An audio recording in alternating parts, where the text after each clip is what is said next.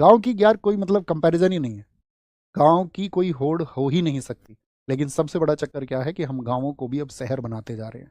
अब वहाँ के खान-पान, वहाँ की चीज़ें अब बदल रही हैं। गाँव का आदमी अब चाउमीन खाने लगा है, ठीक है? गाँव में अब आप समझो कि पिज़्ज़ा गाँव तक पहुँच चुका है और बर्गर भी अब गाँव तक पहुँच चुका है। पहले ये चीज़ें गाँव में नहीं पहुँची थी, ठीक है?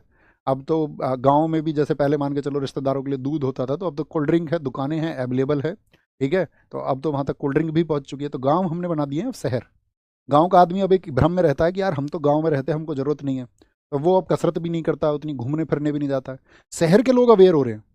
शहर के लोग समझ गए कि हमारा खान-पान ठीक नहीं है, हमारा जो साथी आपका पीपीएम जो आपका एनवायरनमेंट के हिसाब से होना चाहिए वो ठीक नहीं है, वो सुबह को जॉगिंग कर रहे हैं सब लोग, वो खाने-पीने पर भी ध्यान दे रहे हैं। तो बहुत सारे शहर गाँवों की तरफ कल्चर को अपना रहे हैं और गाँव होते जा रहे हैं शहर। तो इस कल्चर को आपको बचाना होगा, आप जिस किसी भी गाँव से हैं, ये आपकी नैतिक ज़िम्मेदारी बनती है। हालाँकि व्यक्ति अपने जीवन को खुद जीता है, वो पूछेगा तू नेता है ज़्यादा बड़ा, उससे पूछा है किसी ने, लेकिन फिर भी आप प्रयास करिए, इंडिविजुअल पहल करिए कि आप गाँव को गाँव रखें, ठीक है?